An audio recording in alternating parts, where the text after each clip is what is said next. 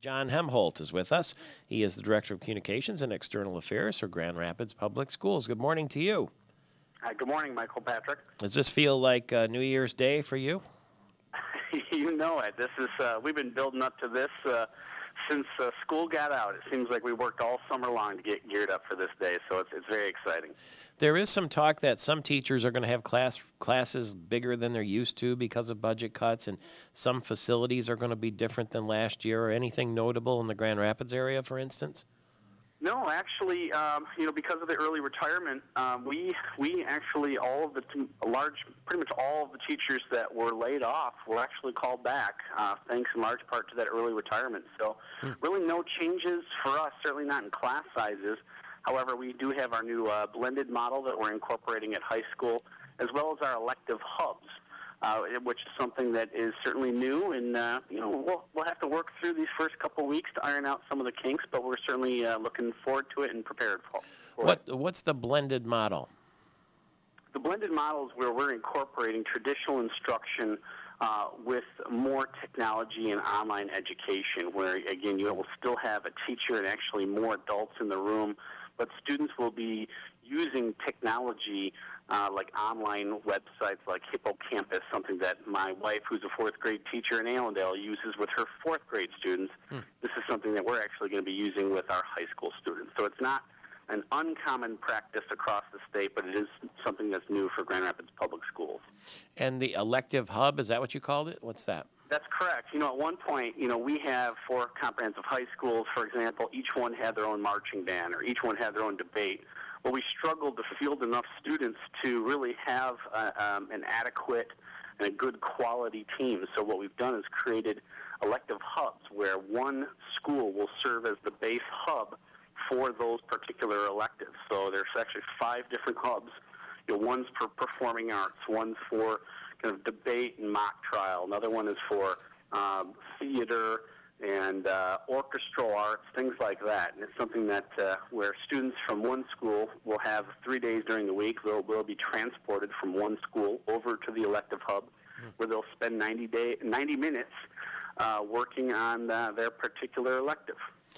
It's been about 3 or 4 years now, I guess, since students have been going back to school after Labor Day by law. How do you like the way it's all turned out? Well, that's always a long debate, but all in all, it works out just fine. It seems to work well for obviously Michigan's economy. I think there are many educators who would question whether having an extended break for economic purposes is the appropriate policy to have.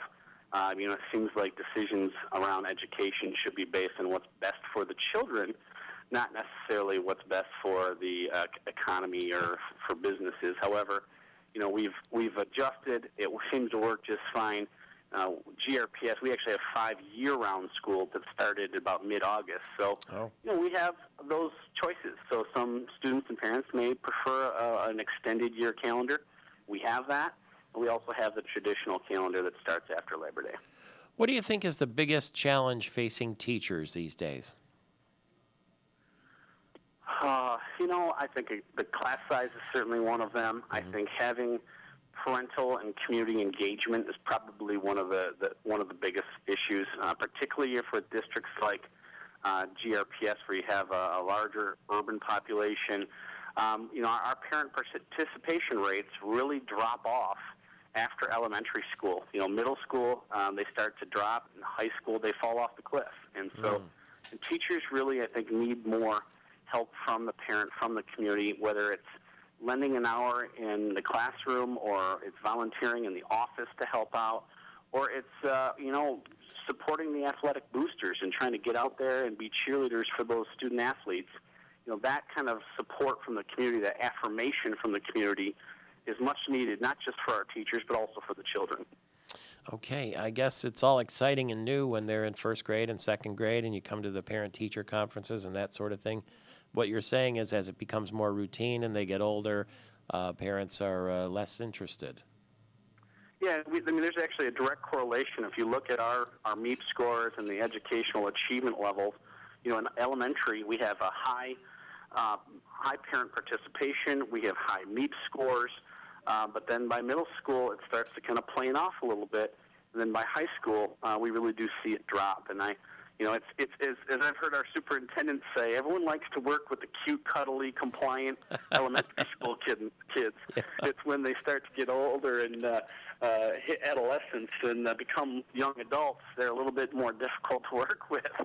So, it's something that as a district we have made a concerted effort to engage our community and our parents. In fact, today there's a big red carpet rollout for students at Gerald R. Ford Middle School. That's part of this Believe to Become initiative, which is something you're going to hear a lot more about. It's a comprehensive community-wide initiative to engage parents and community, to get them involved, not just in school, but that 75% of the time that kids are outside of school.